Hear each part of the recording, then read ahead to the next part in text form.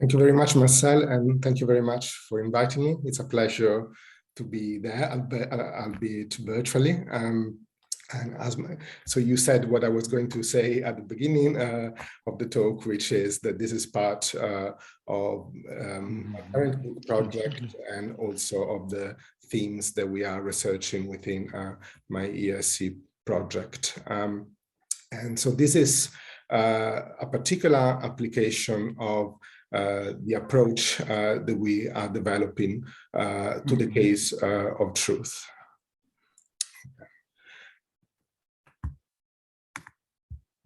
Okay, so just to present an outline of what I'm going to talk about, we'll start from bilateralism, which is the approach to meaning that takes it to be determined by conditions on assertion and rejection. And the reason for starting from there is that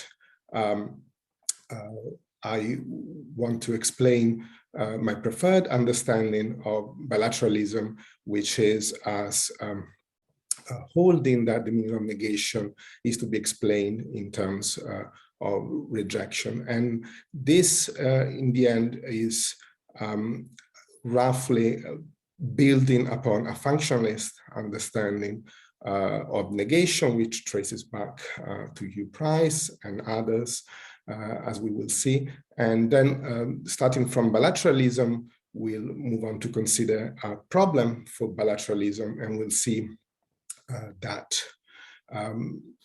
there's a solution to this problem, which is based on distinguishing between two notions of consequence within proof theory, and one of them is based on preservation of evidence, and the other one on the preservation of commitment.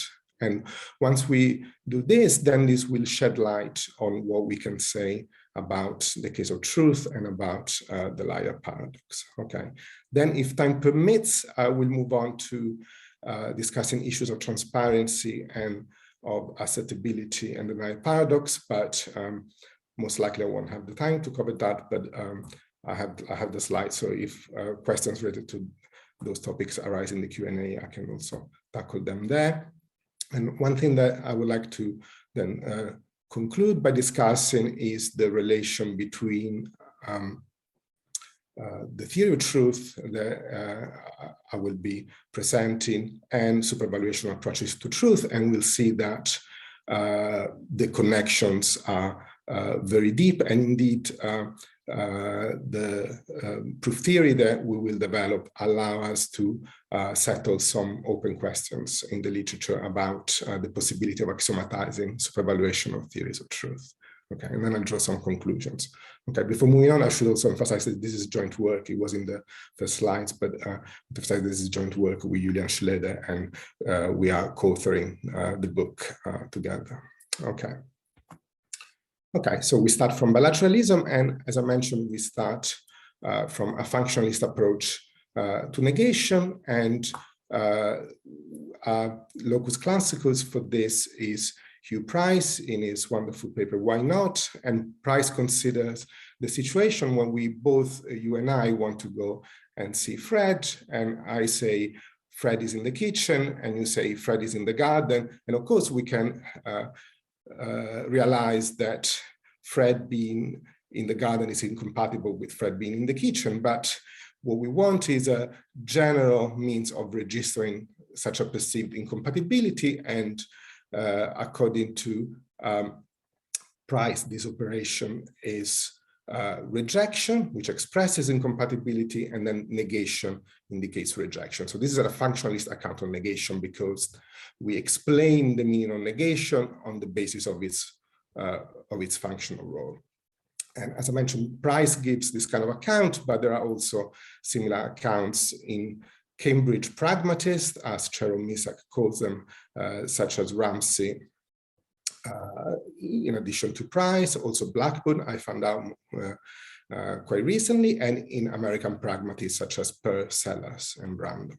Okay, so this is an appealing account of negation, but it faces a version of the so-called Frege-Geach problem. So the problem has become famous in metaethics, where it targets expressivist accounts of morality, and this is how Geach made it famous. But actually, when Frege originally presented it, he presented it as a problem for what one might now call expressivist accounts of negation. And the problem is the following. The problem is that negation may occur in embedded contexts in which its use cannot be taken to indicate rejection. So consider, for instance, the sentence, if Janet doesn't get the job, she will not be able to buy a house. This may be coherently and sincerely uttered by someone who asserts that it is likely that Janet will get the job, and they do, again, sincerely. Okay, so in this, one conclusion that one might draw from this is that the not here in the antecedent of this sentence cannot be taken to indicate rejection. Okay. Okay, what to do? Well, one motivation for bilateralism is that, in a sense, it allows you to retain the functionalist insight that Price has, whilst properly dealing with the Frege-Geach problem. And this is one thing that we do with the book, where we apply the strategy across various domains. Okay, that of combining a roughly functionalist and expressivist approach together with an inferentialist approach that allows you to solve the Frege-Geach problem.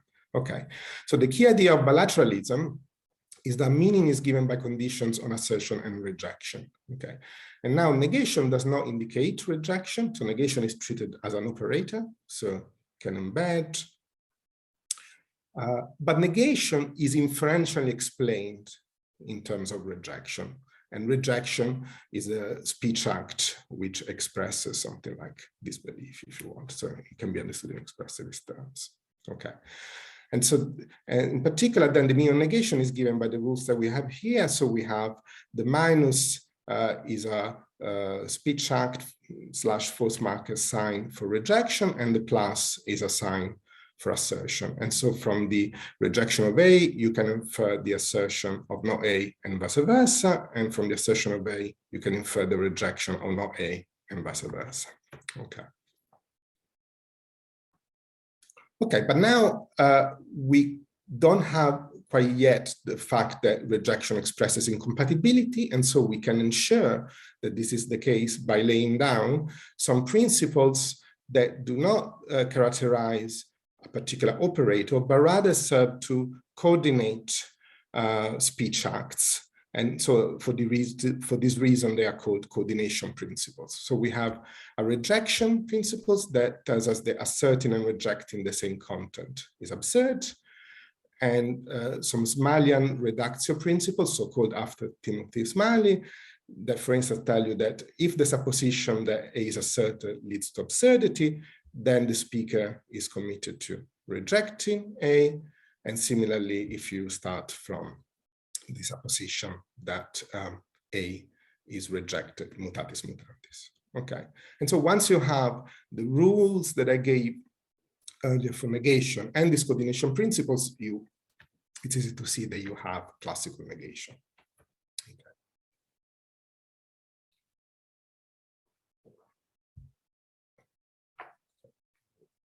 Just have my phone close to me so I can keep track of time. Okay.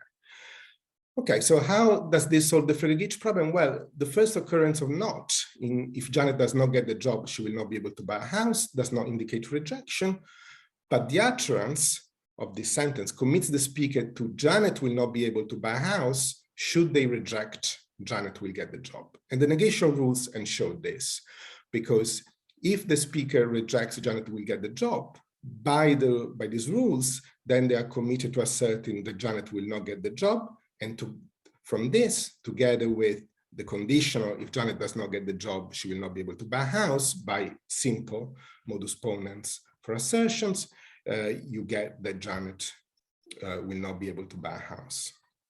Okay, so then here we have that the meaning of negation is explained in terms of rejection, and that's the insight the bilateralist says behind Price's account, and is constant across context. So you don't try to solve the Frege-Geach problem by violating compositionality, in effect, by saying the negation has a special meaning in embedded context, which for good reasons people think is not satisfactory.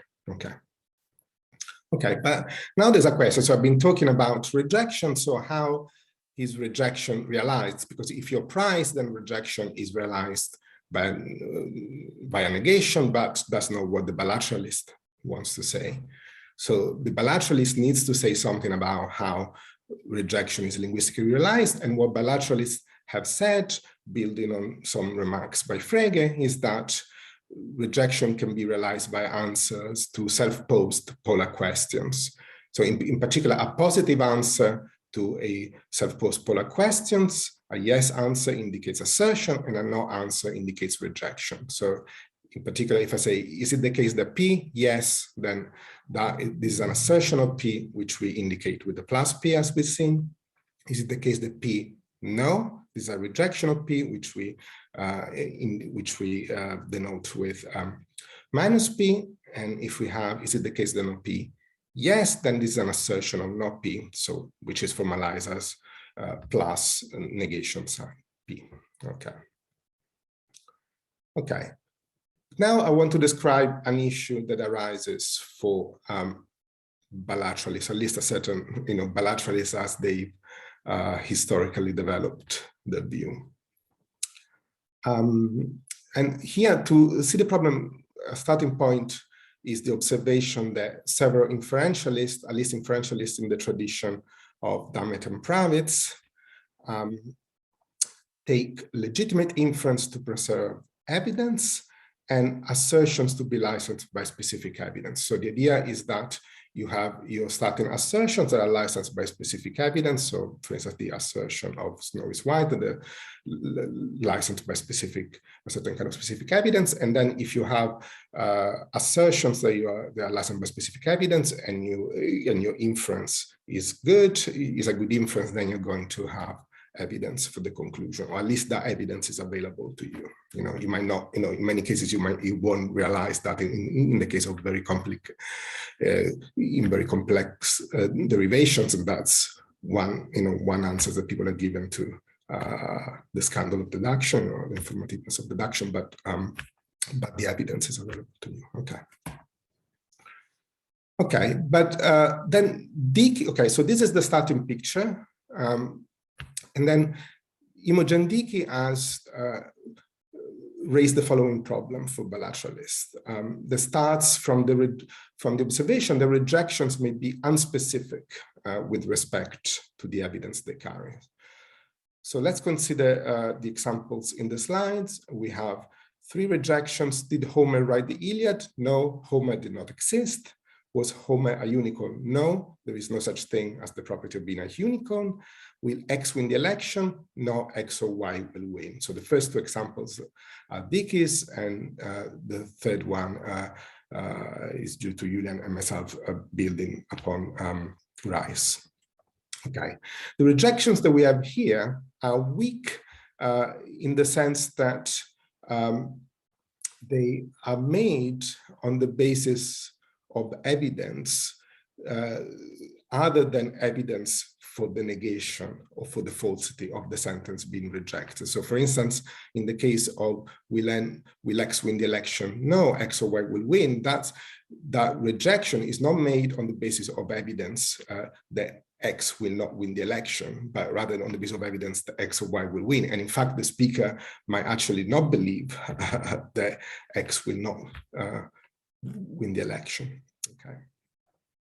And so Dickey says that the lack of specificity of rejections makes them unsuitable in an evidence-preserving proof theory. Okay, so that's the starting point of the objection. And you might think, okay, well, let's restrict attention to strong rejections, okay, to rejections that are licensed by evidence for the negation, okay. And Dickey observes that if the rejection sign now stands for strong rejections only, then Smalian reductio does not preserve evidence and is therefore invalid.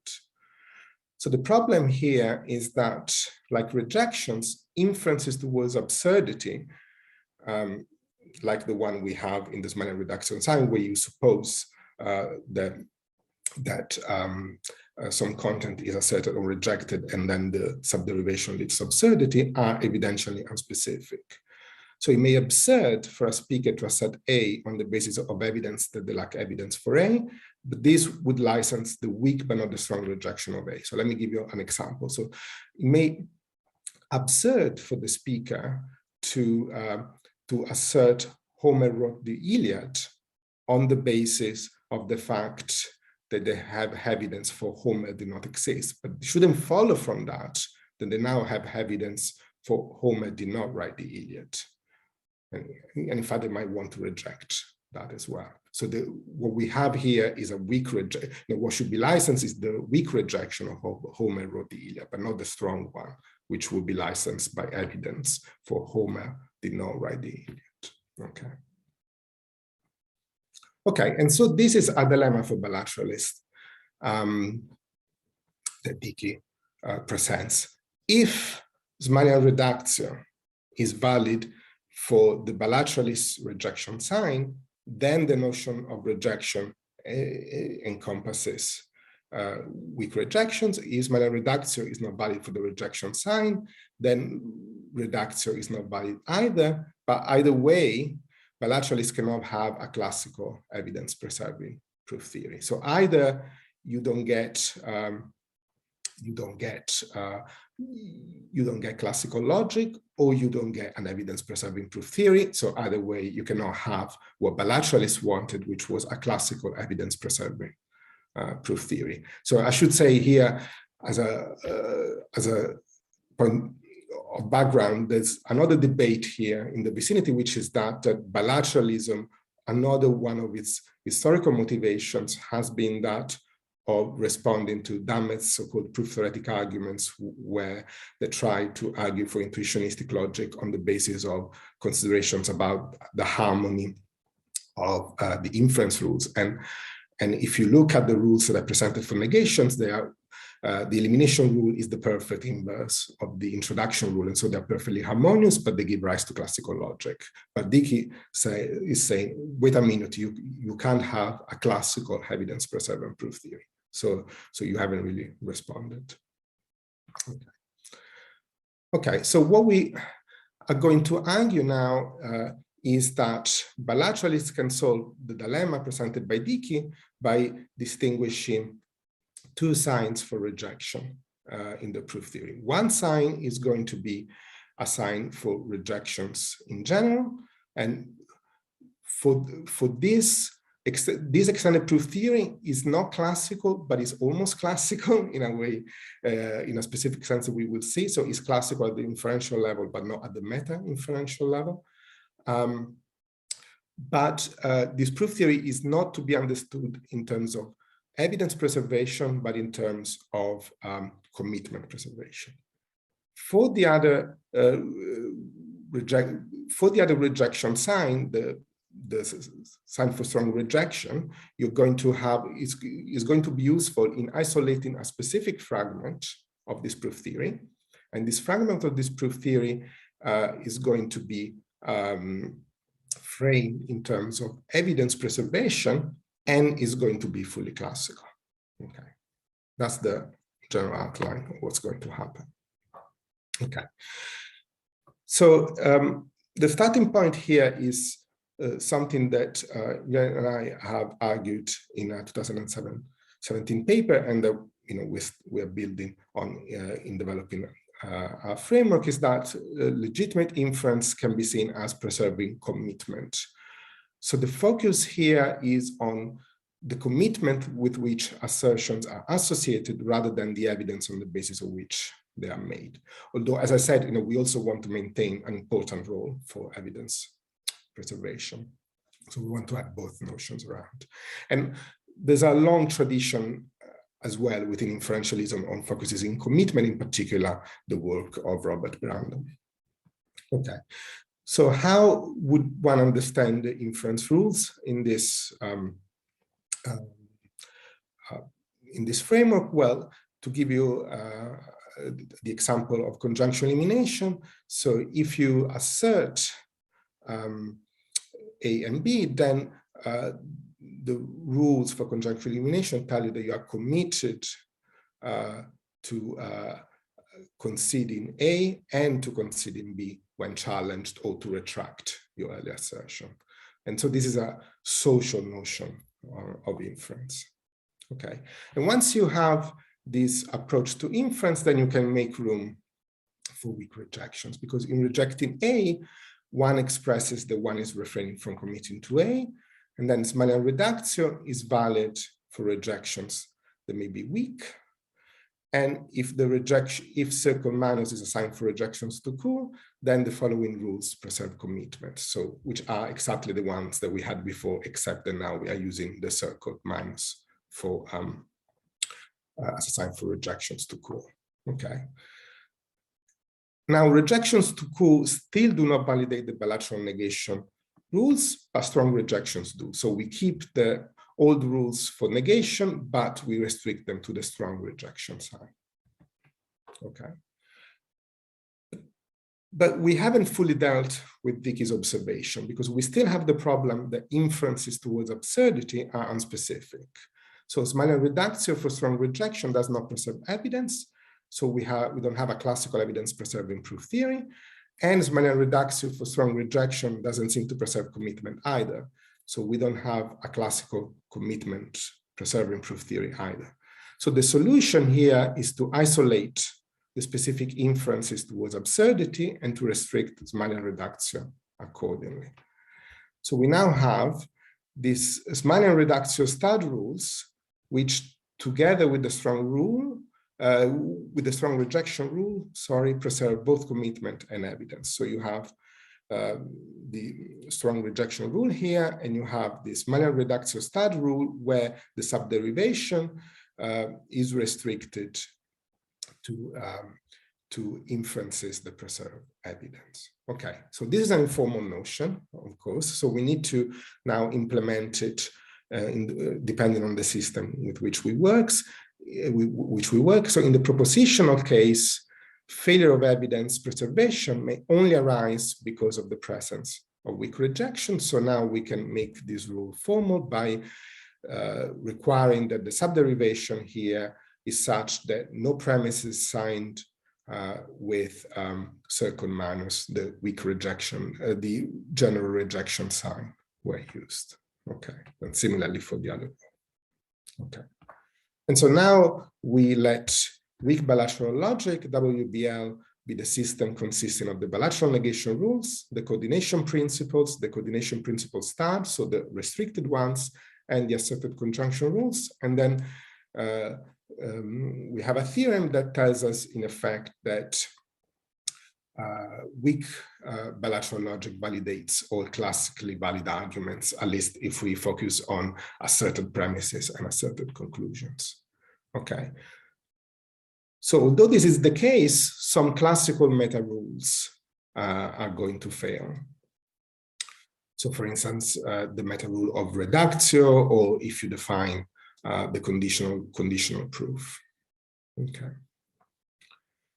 So, but this failure can only arise in the presence of unspecific inferences to absurdity. So if we restrict attention to the evidence-preserving fragment of the proof theory, we see that it's fully classical. Okay, and this is the core of the answer to Dickey.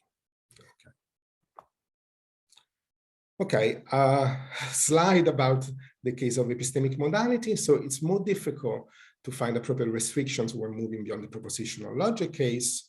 Schulz in 2010 argued that epistemic strengthening, so the rules that tells you from P to mass P, where must is epistemic, on the grounds that it doesn't preserve evidence. So he imagines a case where you see that the lights are on, and on the basis of that, you say you have a high evidence for they are home, but you don't have high evidence for they must be home.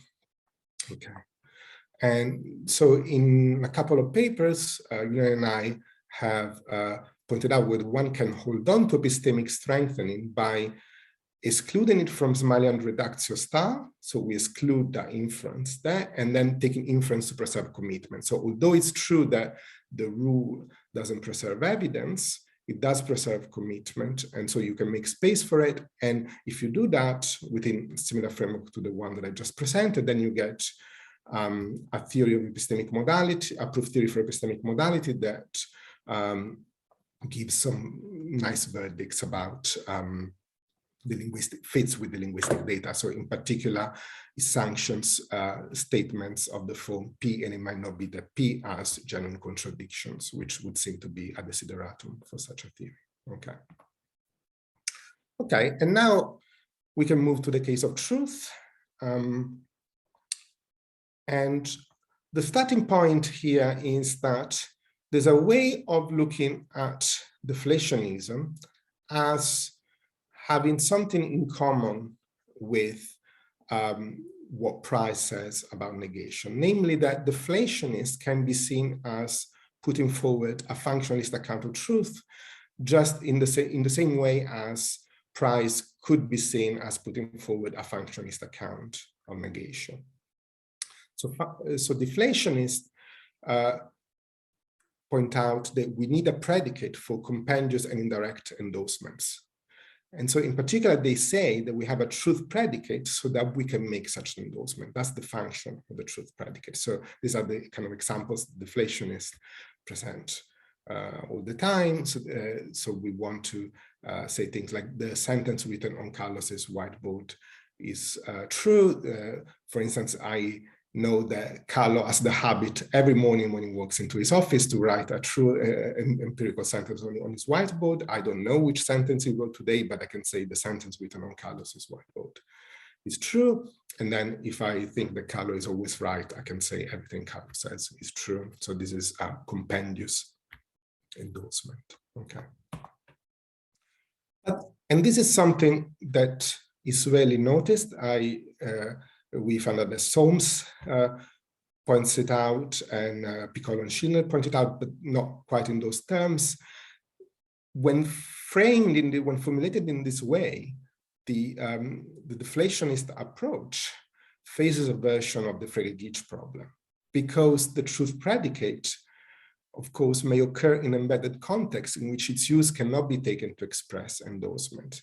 So consider, for instance, if the sentence written on Carlos's whiteboard is true, there is a counterexample to Goldbach's conjecture. So I can be justified in uttering this sentence if I know that every morning Carlo, when he walks into his office, writes a purported counterexample to Goldbach's conjecture on his whiteboard, and I can say it even though I know that it's unlikely that that Carlo produced a counterexample to Goldbach's conjecture.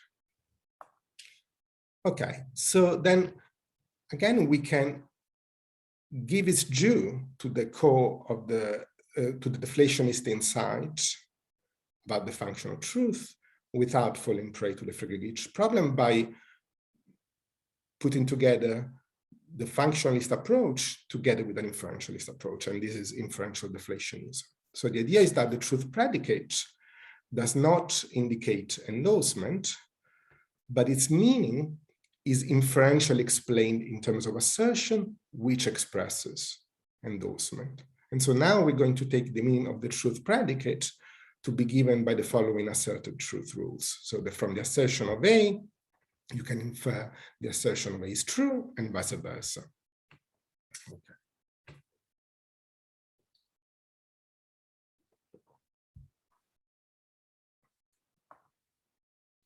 Okay, now in uttering the sentence that I mentioned before about Goldbach's conjecture, one is indeed not endorsing the sentence on Carlos's whiteboard, but should one do so, then the utterance commits one to being a counterexample to Goldbach's conjecture. And this is how it should be, again. And the asserted truth rules are going to ensure this, because allow us to pass from the assertion of A is true to the assertion of A and vice versa. So again, as in the case of, similarly to the case of negation, the meaning of the truth predicate is explained in terms of assertion and constant across context. So again, we respect compositionality.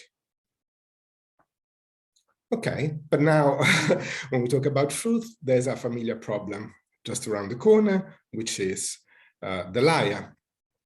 So suppose we add the T rules that I just given to weak bilateral logic, then we're going to be in trouble, because using the introduction rule for the truth predicate, we can show that the assertion of the liar sentence derives the assertion of its negation, and using the elimination rule for the truth predicate, we can show that from the assertion of the negation of the liar sentence, we can derive its assertion.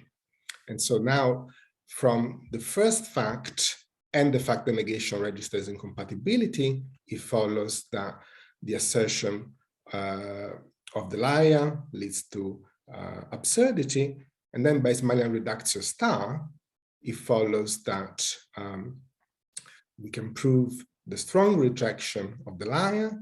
And by the rules of negation, this means that we can derive the assertion of the negation. But then from the second part of the first bullet, so what we have here, we can derive the assertion of the liar sentence. And so now we get contradiction from no assumptions. Okay.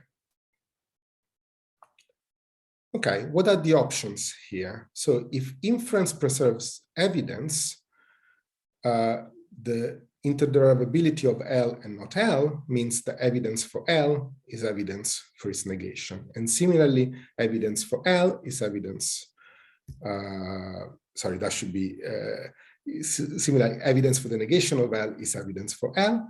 And if there can be evidence for L or its negation, this clashes with the idea that negation registers incompatibility.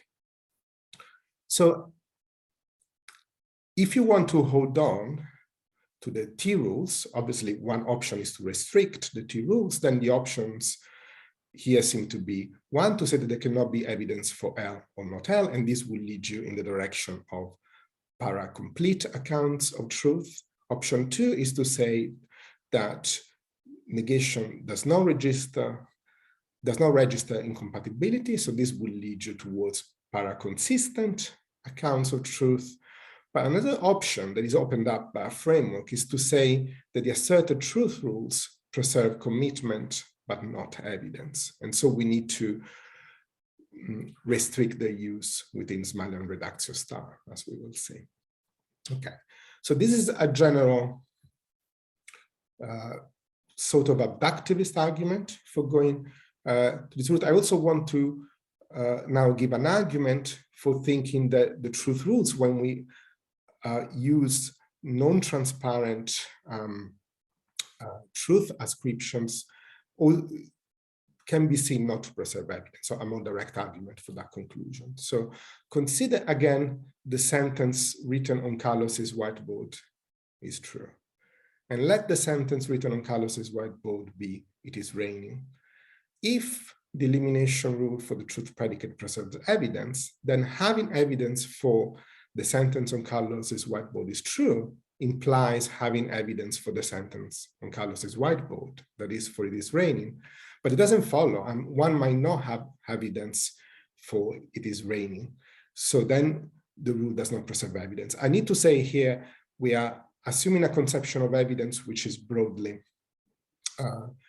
internally, about which evidence, according to which evidence needs to be in principle accessible. And this is something that is the kind of conception of evidence that inferentialists tend to work with. Although I think there's also something to be said about the argument possibly working also in more general cases. Okay, but what's clear is that the elimination rule does preserve commitment, because suppose that someone asserts the sentence written on Carlos's whiteboard is true, and suppose that the sentence on Carlos's whiteboard is it is raining, then they are committed to it is raining. So if it's pointed out to them that it is not raining, and this is that, and that's the sentence written on Carlos's whiteboard, then they have to retract the earlier assertion that the sentence written on Carlos's whiteboard is true. Okay, so now we can move to the formal execution of based on the idea that the truth rules do not preserve evidence. So we extend weak bilateral logic with a truth predicate, and we add the asserted truth rules. Kevin Sharp, in 2003, pointed out that the truth predicate also is needed for expressing indirect and compendious opposition. And so we also want to adopt the strongly rejected truth rules, so that from the strong rejection of A, you get the strong rejection of A is true, and vice versa. And for reasons similar to the ones I just given, these rules preserve commitment, but not evidence. The rules involving rejection to core, similar to those, can be derived, so we don't need to add them separately. Okay, and now we must restrict the subderivations in Ismaili reductio star to evidence-preserving inferences. And so here, if you look at the restriction of the to the subderivation in Ismaili reductio star, we have the inference to absurdity must use no premises signed with the general rejection sign, and it must make no use of the truth rules. Okay, and so now we have the resulting system, WBLT, so weak bilateral logic with truth. And now from the fact that the assertion of the liar sentence derives the assertion of its negation, it follows, as before, that the assertion of the liar sentence leads to absurdity. But now we cannot apply Ismailian reductio star to conclude the strong rejection of the liar. We can only apply Ismailian reductio to conclude the general rejection of the liar, so the weak rejection, really. So the liar sentence must be rejected, and similarly for its negation, but the rejection of the liar and the rejection of its negation are jointly consistent, and we can provide, and it's easy to provide a simple model theory which shows you that all of this is consistent. Okay. Okay, so these are just okay.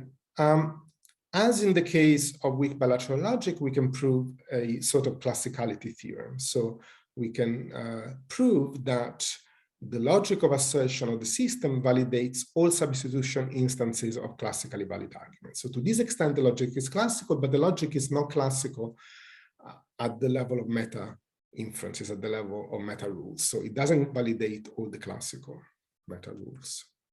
Okay. Okay, so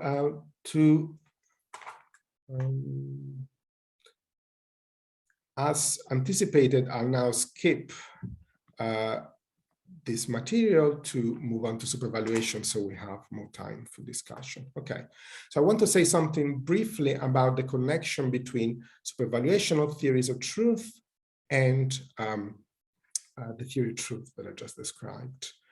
Okay, so we want to talk about truth in arithmetic, so we want to move to the level of the quantifiers. So we let QWBLT be the result of extending the system that I just presented with the universal quantifier rules that adjust the standard rules for the universal quantifiers, except that we stick a plus sign in front of the formulae.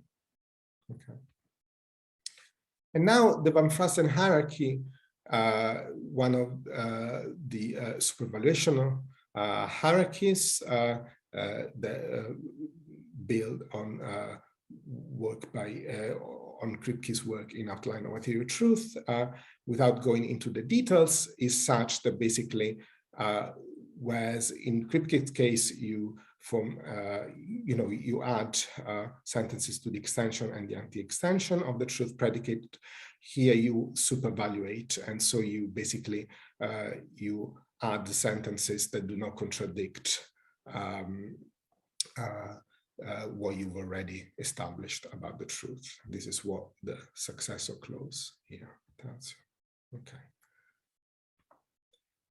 Okay, and now again we are in the case of arithmetic, so we have, we are assuming all arithmetical truths at the base level. So to actually, if we want to work towards an axiomatization of this, we have to add an infinitary component. So we'll see in a second how what we can say in the in a finitary setting. But if to axiomatize the whole hierarchy, we want an infinitary rule. So we had the omega rule, as is customary anyway to do in this setting. And now we can prove that the sentences determined to be arithmetical truths by the Van Frassen hierarchy are exactly the sentences that the resulting system proves from true arithmetic. Okay, and so as I mentioned, there's an infinitary component, and you find it also in works that are worked on the possibility of axiomatizing supervaluational hierarchy by Meadows and Stern, for instance. So there's a different but related problem, and that of finding a recursive set of axioms characterizing a sufficiently large subset of the fixed point of the Van Frassen hierarchy. And so the requirement here is that the external logic of the axioms should be sound for the internal logic of truth we define. So that means basically that whenever A is a theorem in the external logic, A's truth should follow from the axioms. Okay, and the situation here is similar to the situation between Kripke-Pfefferman, the Kripke-Pfefferman theory of truth, and the partial Kripke-Pfefferman theory. Okay. And there's an open problem here in the literature because Horsten, for instance, in 2011 said it is unclear how a natural formalization of supervaluation fixed points would look. And Volker Halbach has said something similar about the Cantini supervaluational hierarchy, which we'll see, in a second. Our method generalizes too. And so to deal with this problem, we add to our system, our theory of truth, we quantify as all formulae plus P, where P is an axiom of Peano arithmetic, where here we include the full instances of the full induction scheme that where the truth predicate may occur. And because of the truth rules, it's trivially the case that the external logic is sound for the internal logic, because of course we have the full truth rules. And it's a corollary of our theorem 3 that the truths form a subset of the first fixed point of the Van Frassen hierarchy. So here we have that we provided what looks like a natural formalization of supervaluation fixed points. Okay, and we can consider further principles to axiomatize other supervaluational theories of truth. So we show that in the paper. So we obtain calculi that preserve membership in the fixed points of the Cantini hierarchy. So this answers Halbach's question and the Kripke hierarchy based on maximally consistent sets. And so using the same strategy as above, we obtain recursive axiomatizations of the relevant truth theories. Okay. So conclusion, Horich in 1980, when presenting his minimalist account of truth, suggests taking the maximally consistent set of instances of the T-schema, and McGee in 1992 famously showed that you cannot talk about the maximally consistent set of instances of the T-schema because there are multiple and incompatible such sets. So which one is your theory of truth? And Horich, more recently, so 30 years later, suggested an iterative construction that gives a maximal set of ground truths for which one can accept material disquotation. And Sergei Oms, quite recently, showed that the set of truths obtained by the procedure described by Horich is exactly coincides with the fixed point of the Van Frassen hierarchy.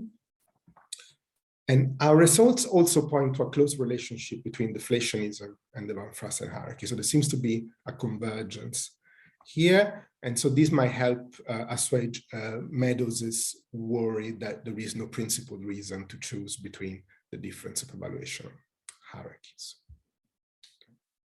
Thank you.